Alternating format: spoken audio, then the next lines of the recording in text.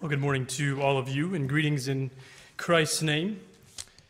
May Christ's name be magnified in us, as it has been this morning already. Before we get into Matthew 6, which is where we're going to start, does anybody else need a handout? I think there's probably some available in the back. Just put your hand up, and Wendell will get you sorted.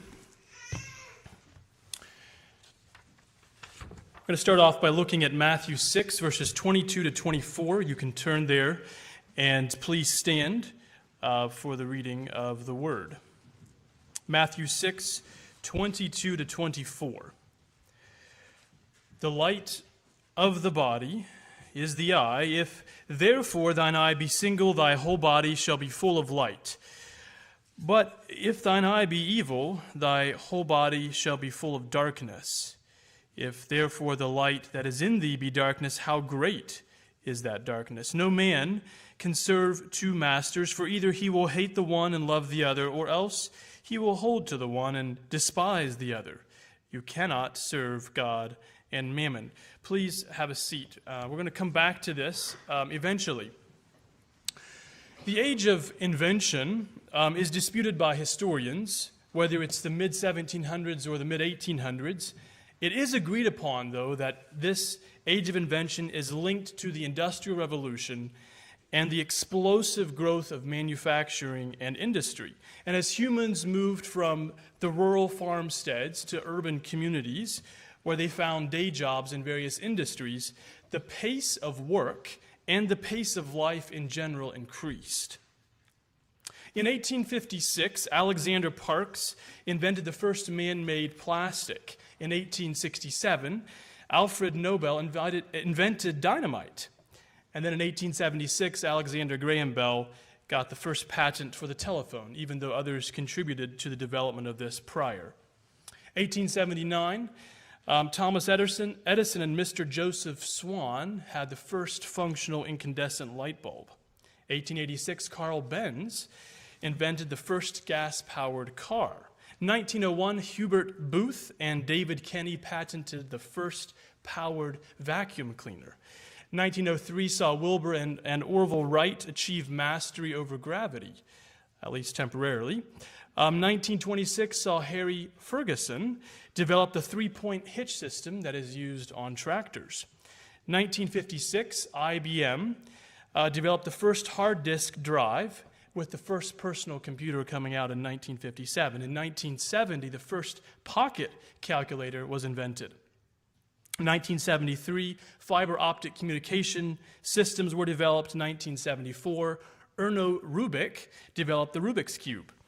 In 1982, the CD-ROM, or what we used to know as a CD, enters the scene in a very basic format. In 1986, the first pocket-sized cell phone was created in Britain. 1989, computer scientist Tim Berners-Lee invented the World Wide Web.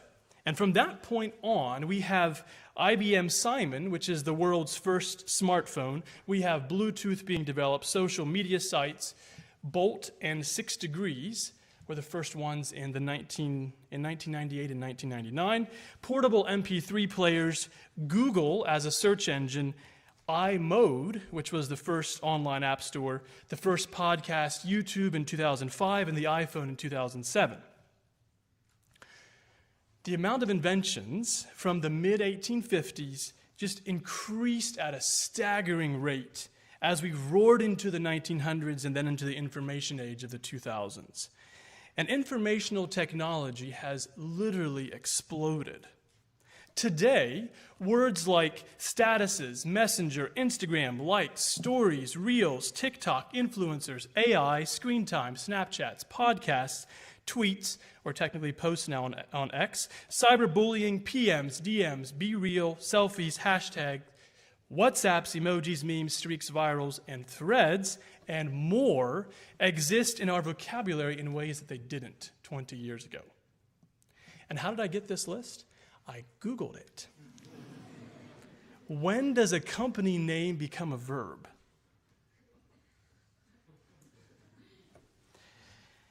Quite a few of these inventions and technologies that I chose, we've adopted and use, and we don't think twice about it. It's part of progress. We Christians have tended to take a fairly adaptive view towards the various technologies that have been developed over the last 200 years. And that's good and it's expected. But as new and better has been developed at an ever increasingly fast pace, we simply haven't had time to adjust or feel the full impact of these developments. All these things have added to our efficiency and our modernity, and yet I have to agree with the former activist who became a Christian, Paul Kingsnorth, when he wrote, "The world is smaller, more tired, more fragile, more horribly complex, and full of troubles." He wrote this in reference to the environment, but I think it's true for our global modernization. We live in an age of digital technology that is experimental, and we are seeing the live results and effects on this society, on our children, on our communities, and even in the church. The title for today's sermon is Media, Formational or Deformational. And given our anticipated look at this issue in the next few months as a church, I thought we should just jump right in with both feet without tiptoeing around the topic. Let's pray. Holy Spirit, recognize that this topic is fraught with lots of opinions and personal baggage that we carry with us. I ask that for those of us who are tired here this morning, that you would give us alert minds. I ask for those of us who maybe have kind of zoned out, that we could stay focused and engaged. Those of us who are feeling discouraged or sad, that we could be encouraged and rejuvenated. That whatever situations we find ourselves in, that as we look at your word, as we think about these issues, these relevant topics, that your Spirit will work within us, and that you would help us to be open and pay attention to what you're telling us. In your name, amen. I'd like to look at three basic areas. What is media and how should we think about it? What are the impacts of media usage? And then how should we use media? And before we begin with the first point, I need to give some caveats and disclaimers. First, this topic it's massive, and it's changing rapidly. I want to cover this topic in broad brushstrokes. I know I will not do justice to the topic, and I'm already worried that I'm going to run out of time. I felt like I was just scrambling to try to pull things together because it's so massive. Secondly, I also know that not everything that I will say will come across as I intended it to, and that you'll probably misunderstand some of what I'm trying to say. I'll try to be as nuanced in this conversation as possible. And thirdly, this is a conversation. It's a dialogue of some of what's been rattling around in my head for the last, months and possibly years, not as a directive to fix our problems or some easy way out. Think of this as the beginning of a conversation. Fourthly, I understand these issues are personal and they're very current. Please hear me say things in kindness and not judgment. We also have a variety of experiences when it comes to media usage. Something I say will probably not mean much to you, but it might mean something to your neighbor. And finally, if I raise my voice, it's not because I'm angry, but I really care about this topic.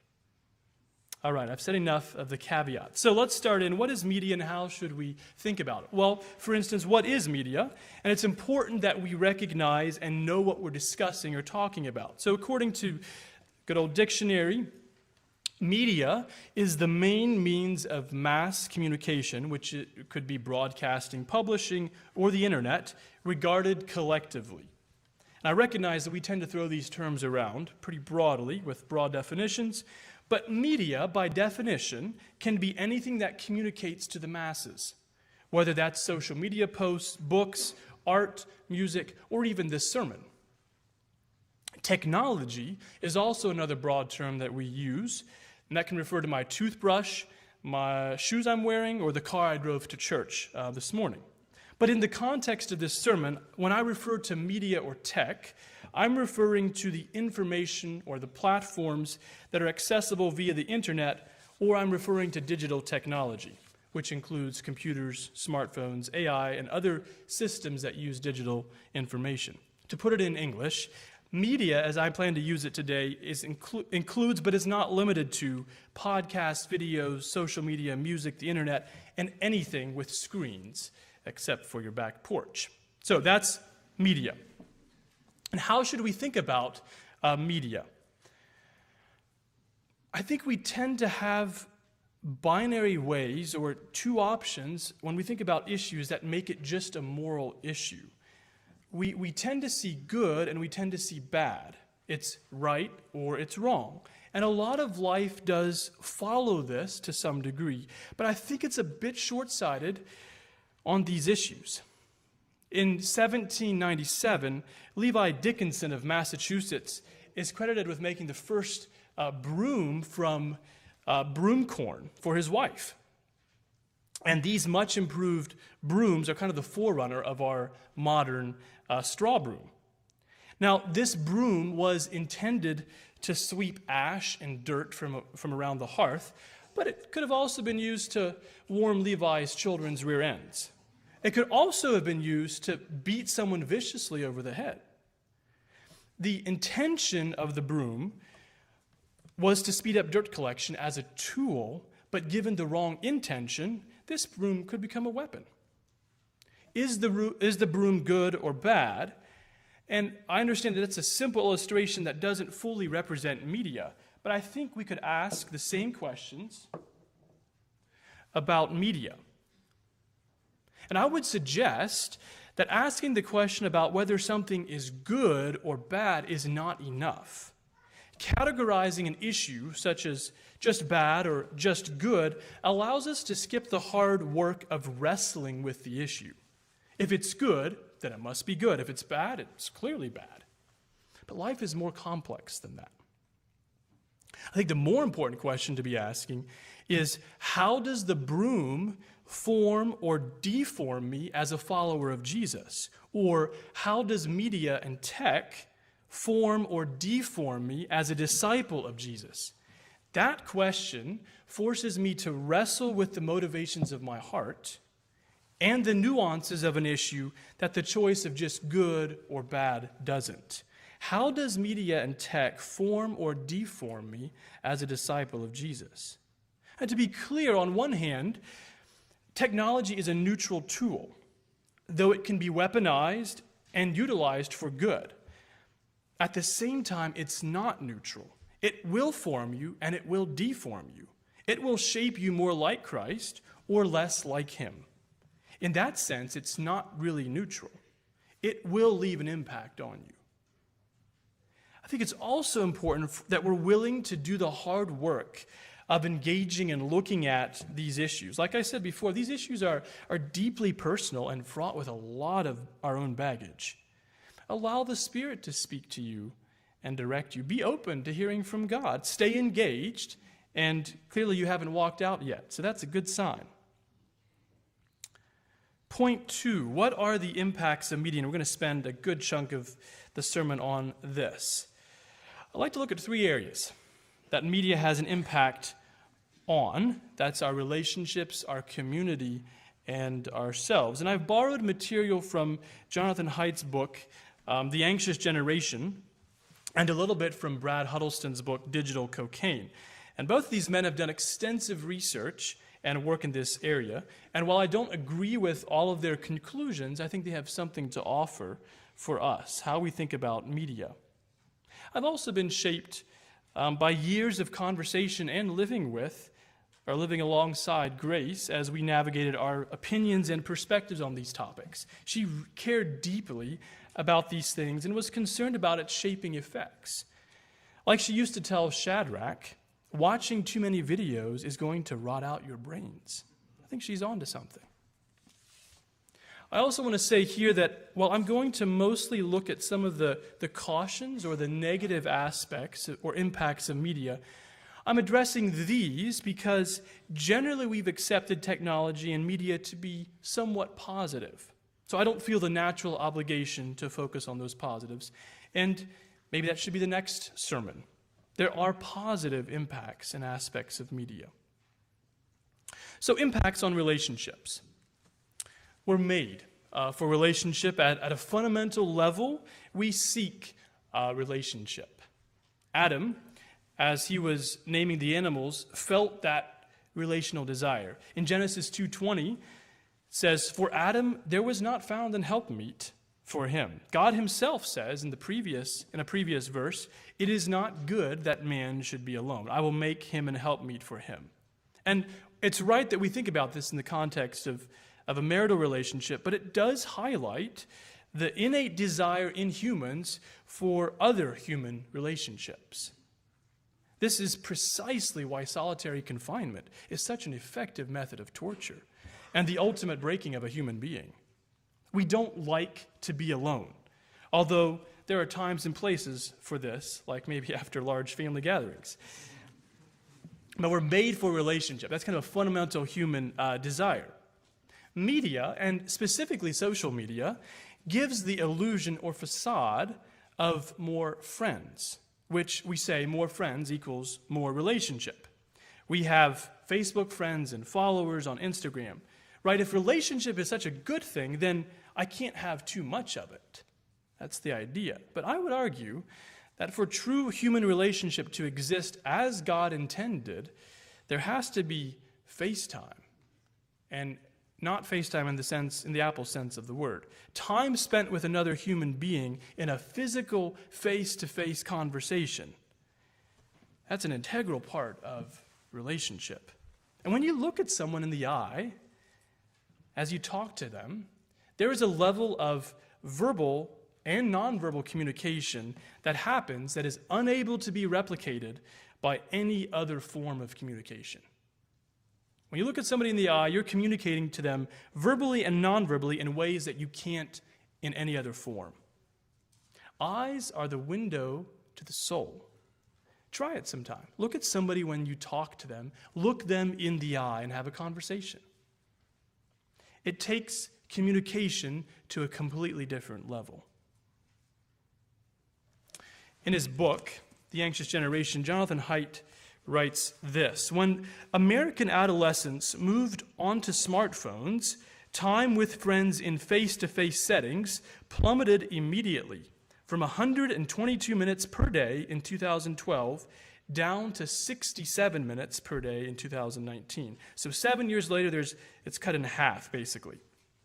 Time with friends dropped further because of COVID restrictions, but Gen Z was already socially distanced before COVID restrictions were put in place. There's a lack of face-to-face time. And you don't need to go very far to see this. Two instances come to my mind. I was at a family gathering recently, and I won't say which side, but I looked around at all these human beings, my family, and many eyes were just directed down to a screen. Like, this is my family, and if we're going to continue being family, we have to talk. We have to have face-to-face conversations. I was also eating dinner with a friend this past week at a restaurant, and as we ate and talked, I noticed how many people were on their phones as they were eating. Even in one situation, one dad, as mom was gathering up all these kids to leave, he's just sitting there looking at his phone. Sharing a meal is a wonderful time to build face-to-face relationships, but we're destroying them if we're glued to our phones. And you can argue that social media does allow you to communicate in long-distance relationships, and that is its strength. But we all know that a relationship that is just through a screen still needs face-to-face time.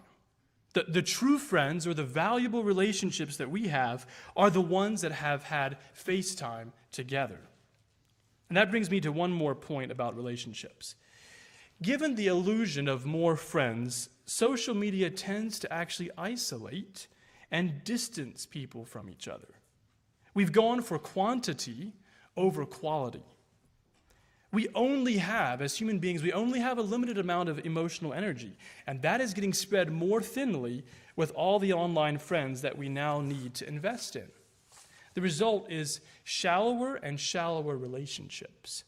And you'll notice these trends in your handout. If you look at the graph, I've included two of these. The first one is high school seniors who agreed or mostly agreed with the statement, I usually have a few friends that I can get together with.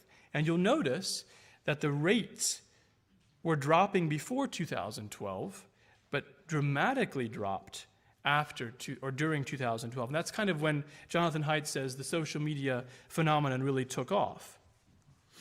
So now approximately 65% of that grouping of girls have few close friends, and it's even lower for boys, just above 60.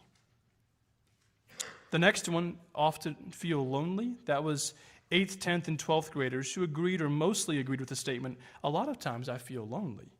And you'll notice that period of time where it spiked between 2011, 2012, and 13 to 15, and it's risen dramatically to almost 40% of girls feel lonely, and over 25% of boys also agree with that statement, often feel lonely.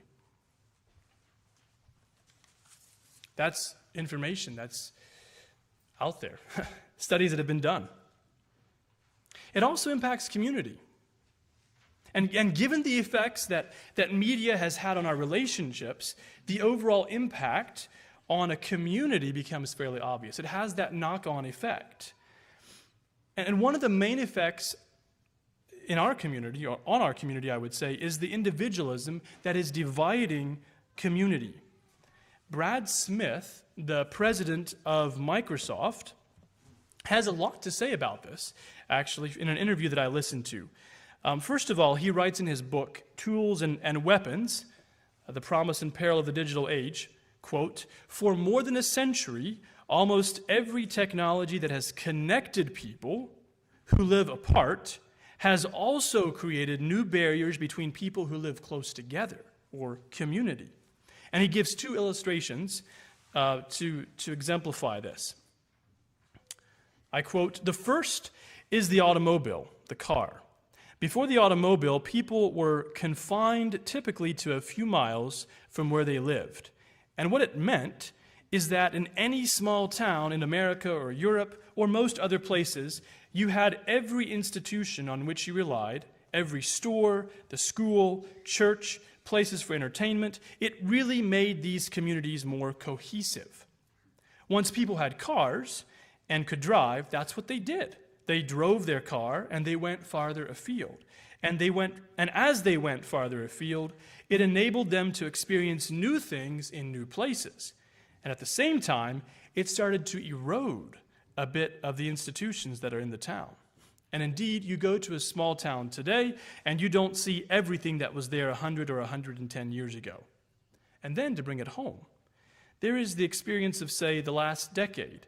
I think we've all encountered situations, we all still encounter situations where with our spouse or parent or child or children, we're all sitting next to each other. Everyone is on their phone. They're accessing content that's somewhere else. They're texting or chatting with someone somewhere else. And so the same technology that is connecting us with people who are farther away is, to some degree, dividing us from those we are closest to, end quote. This is the president of Microsoft.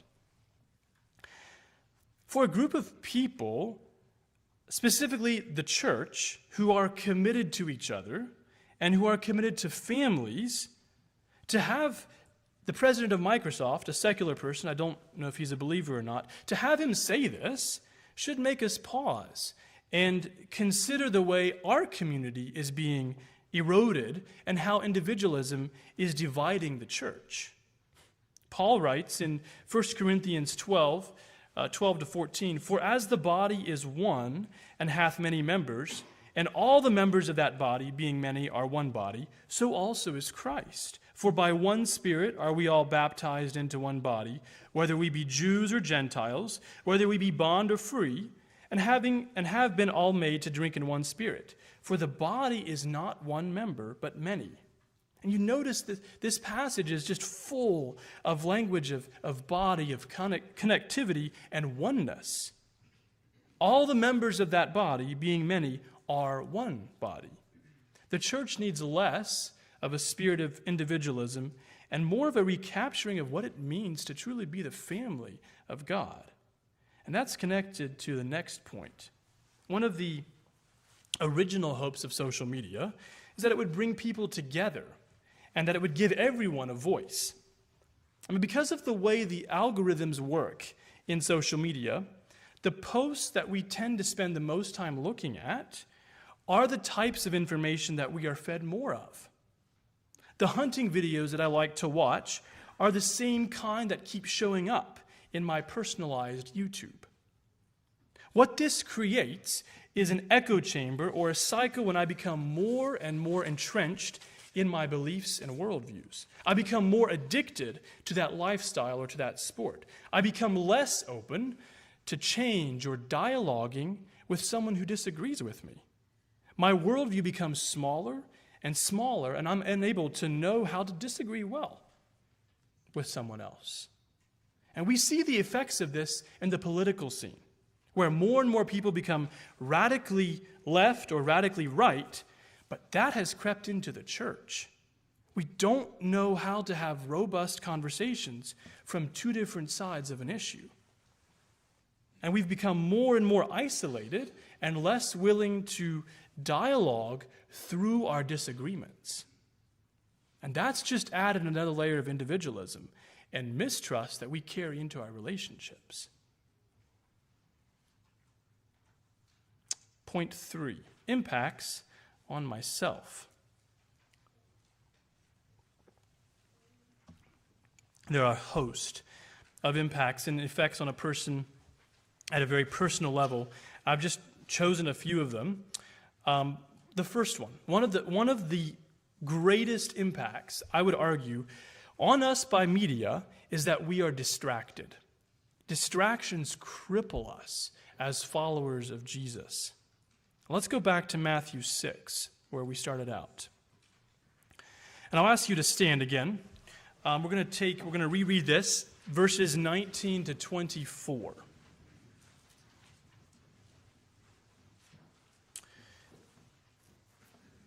(19 to 24).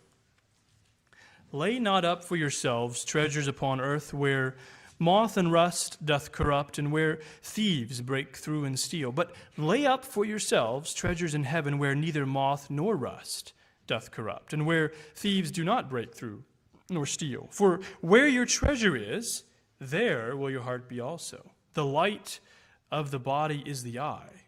If therefore thine eye be single, thy whole body shall be full of light. But if thine eye be evil, thy whole body shall be full of darkness.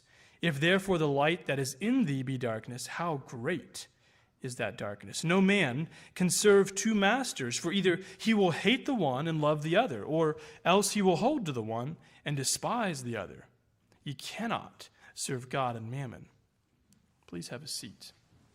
While Jesus is specifically talking about money or material wealth in these verses, this idea of a single eye from verse 22 is key. And I think it can be used to describe our call as followers of Jesus more broadly. And the Greek word used here for single means clear, meaning simple or sound. In my own words, if your eye is clear or focused on Jesus and his kingdom, your entire body is full of light, or you are spiritually healthy and alive. And in contrast, if your eye is evil or divided, and the Greek word for this has to do with malicious intent or evil motivations, it will impact your entire life. You will be spiritually unwell if you have a divided eye. And Jesus goes on to say then in verse 24 that there's no middle ground of neutrality when it comes to following him. Either you serve yourself or you serve God. You cannot serve God and mammon. Either you are formed more into his image or you are deformed. Who are you serving? We can go back to Psalm 1. And we won't take time to read that, but please turn there. Wanted to just point out a few things. It's a familiar psalm.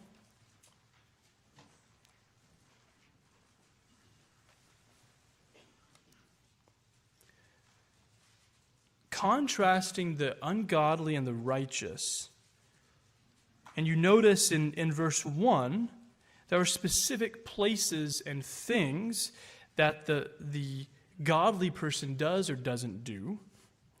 In verse 2, there's specific things that he does or doesn't do.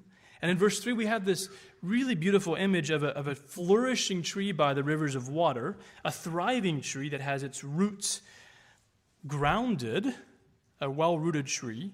And then 4 and 5, we've got the contrast of the ungodly. They're like chaff that just blows away.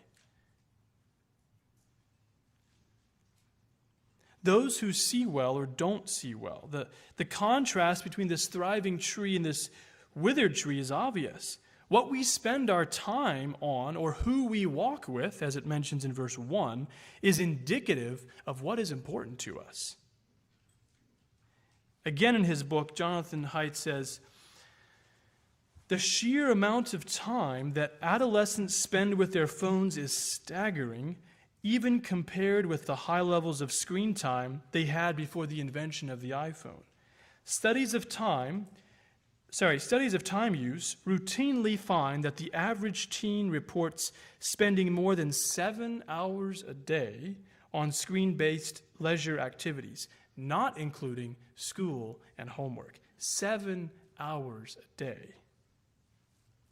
If you look at the backside of your handout, you can look at the graphs of changing media consumption and how many minutes are spent on media. This is from the Visual Capitalist. A fascinating graphic of how over the last basically 13, 14 years, there's been an increasing amount of time spent simply on a mobile device or a phone. And you see things like the radio, TV, and desktop all declining, and that device sits in our pocket and we have access to it 24/7 almost. Like just skyrocketed. Over 10 hours a day that we spend on some form of media, at least according to this. And the second graphic gives you an idea of minutes that have been spent, and you just to point out one interesting tidbit, 2011, 45 minutes were spent on a mobile device. Today, or the last year this was, recorded, 2021, 252 minutes for a total of 666 minutes. That's a significant shift in how time has been spent. And this is just media. This does not include the fact that we need to sleep and work and go to school and have other outside parts of our life than just media. This is simply just media. That's staggering. A 20% increase from 2011 to 2021 over 10 years. And we're aware of the dangers of technology, especially when it comes to the bad content that is available. And I think that's where we tend to start, and that's fair. But I wonder if not more deforming happens as we mindlessly scroll Instagram or Facebook or endlessly watch YouTube or constantly check our WhatsApp messages. Social media and other online media is designed to be addictive, to have you coming back for more. The currency of the social media platforms is not money, but the consumer itself and their information and time. The user's information and time, and ultimately a person's life is the end cost.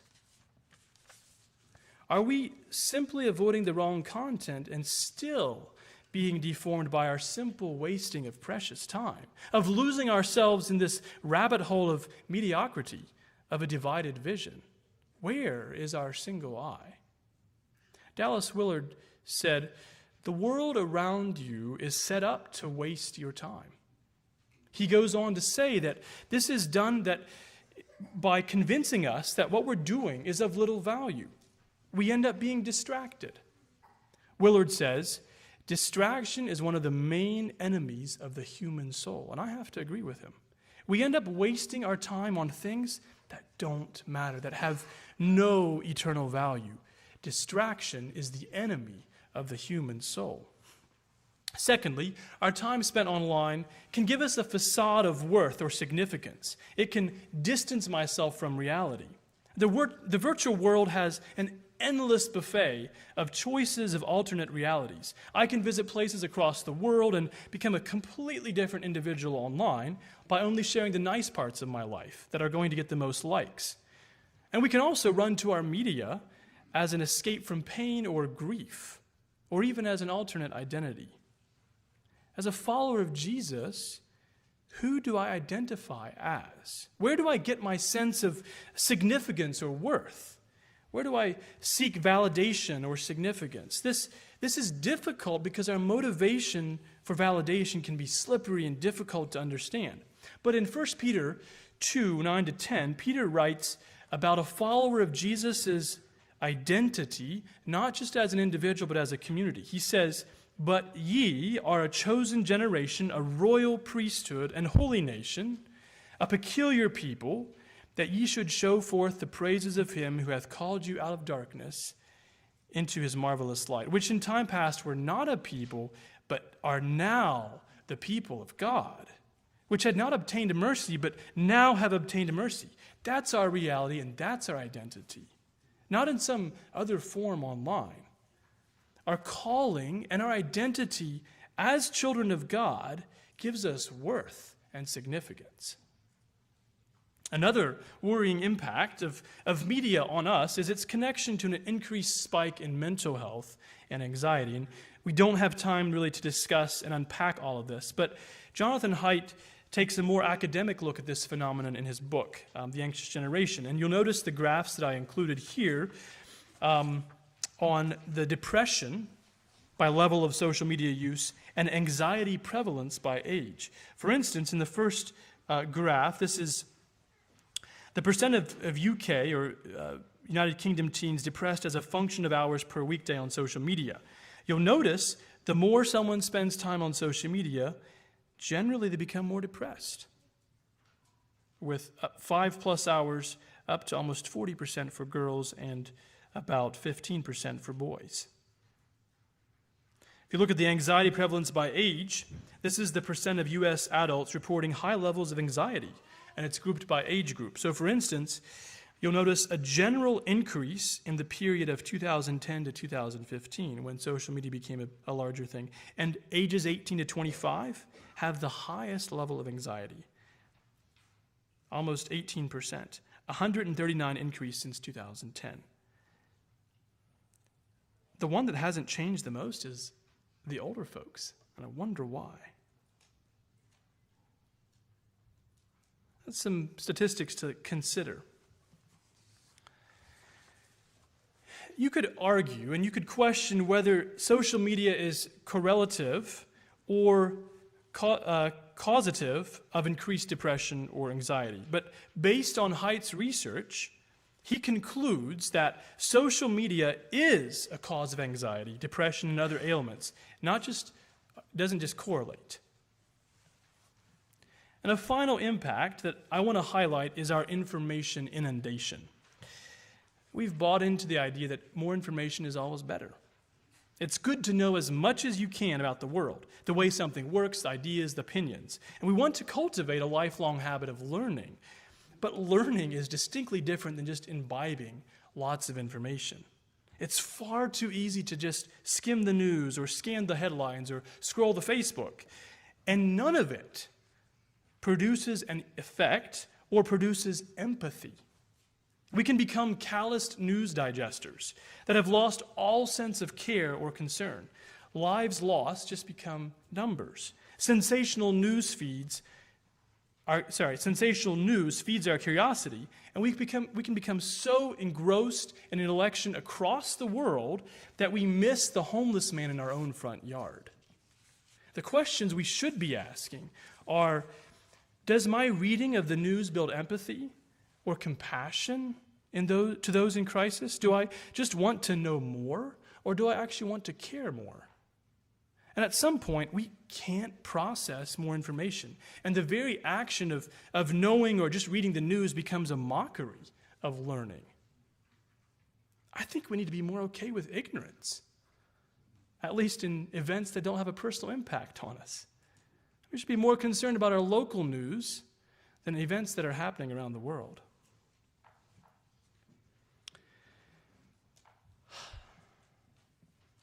This is not even scratching the surface when it comes to media's impacts on humans. And we haven't looked at aspects like wrong content, the addictions, the attention fragmentation, sleep deprivation, and even how this fundamentally rewires a child's brain and makes us less human in some senses.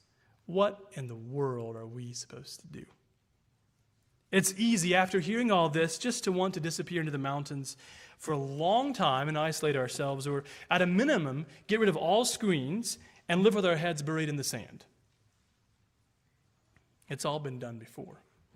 And while it feels easiest to draw rules and guidelines that manage these tools for us, I think that can create laziness and allows us to disengage from the issue. Our practices do matter and form us as followers of Christ, and we're called to engage with and discern these issues rather than just avoiding them.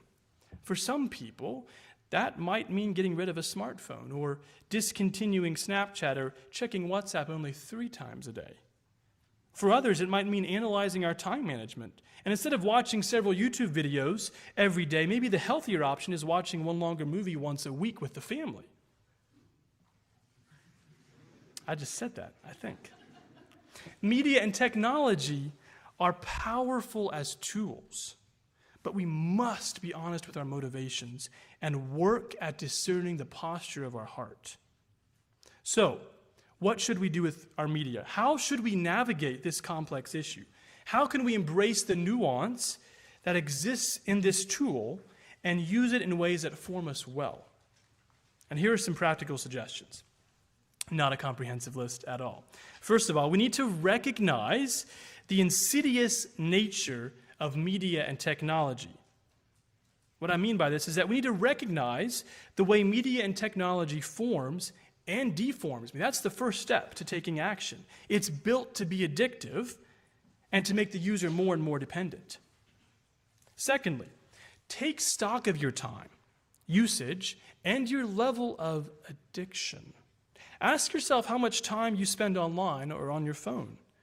And it's easy for us to deceive ourselves and live with a disconnect of how much time I think I spend versus how much time I actually spend. And often we're not as honest or accurate about this as we think we are. Maybe you don't think it's as bad as what it really is. Do you deal with nomophobia, the phone separation anxiety? Like if your battery will die or you're out of service?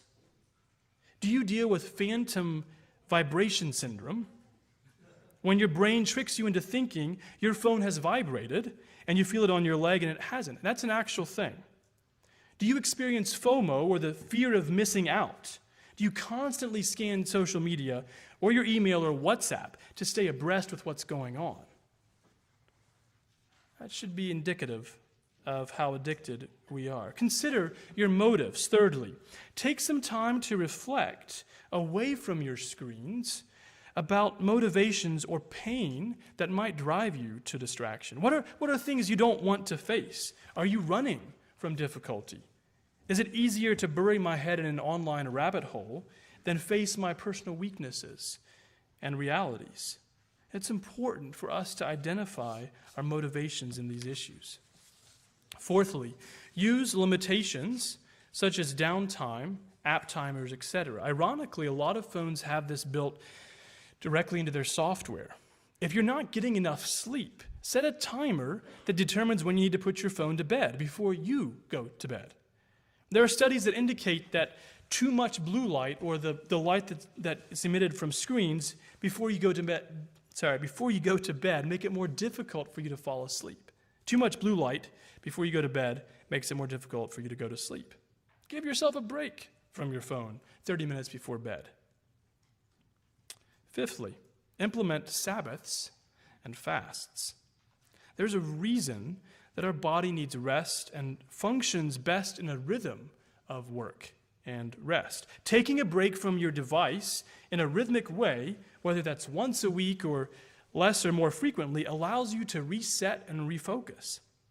My brother-in-law, for instance, takes a break from his phone on Sundays.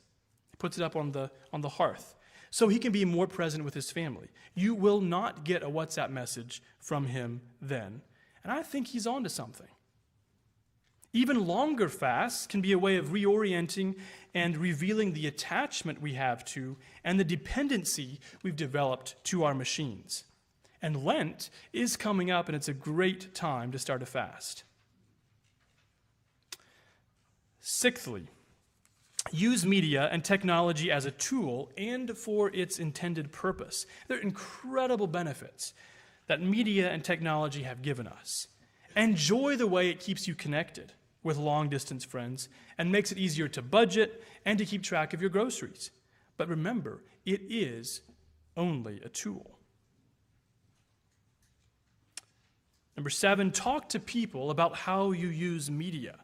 Our phones and devices can become our private world, and it can become difficult to talk to people about how we use it or how addicted we perhaps are.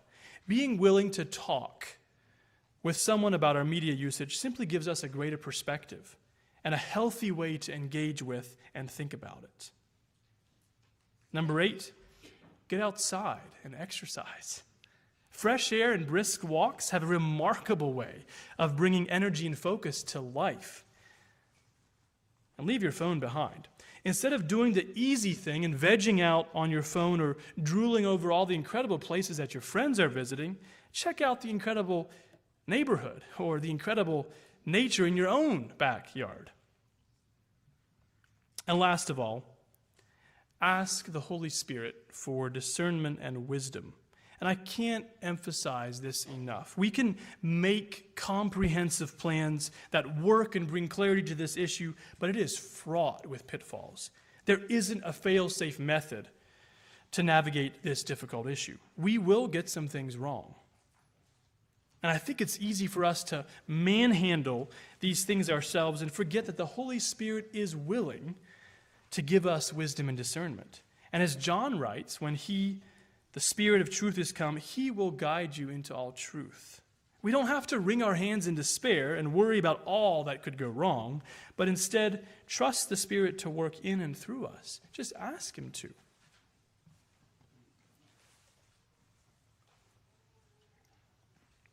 I was in Holmes County last summer and was staying with my great uncle and aunt. One morning I was sitting on the front porch doing some reading and reflecting, and I heard it. I heard it. The far-off hoofbeats of a horse.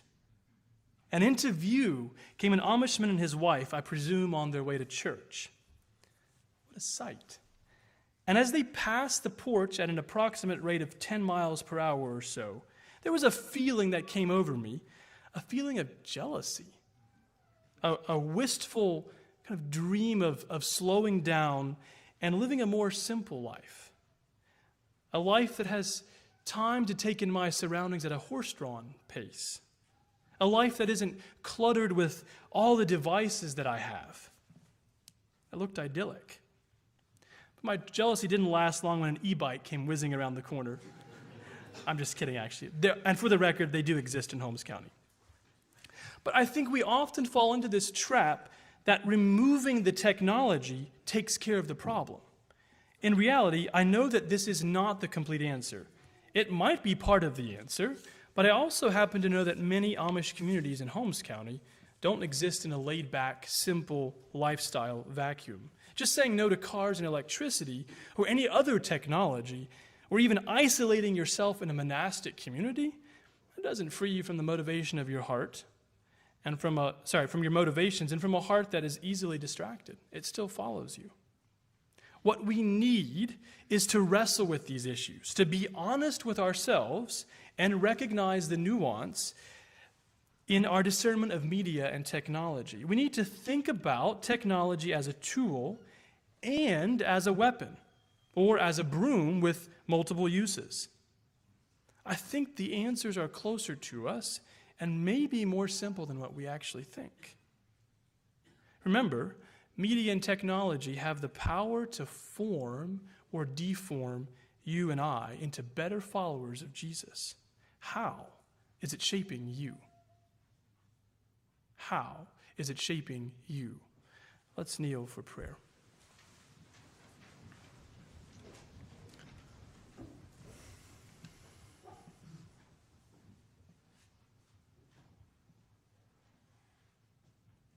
Father, it can be a bit overwhelming and maybe even depressing and bewildering to think about the ways that we have been shaped by technology and media in ways that we probably don't even realize. And it's easy to just throw up our hands and say, what are we to do? We do trust you for wisdom and for guidance and for direction in thinking healthily about these things, in recognizing the dangers, the pitfalls, as well as the benefits and the good things that have come through media and technology. I ask that you would help us to keep in front of us how we're being formed, how we're being maybe deformed by our use. Help us to be honest with ourselves and to be willing to talk about with each other in a community that has our best interests in mind. Help us to be willing to talk about these things and to be open to your Spirit to work. I pray that as we go from here, that we can be reminded and thoughtful about how we bring your kingdom to this earth in the way we use media and technology. Thank you for being with us and for giving us the direction and what we believe to be the path forward in this difficult issue. Thanks for being with us and being our Father. In your name, amen.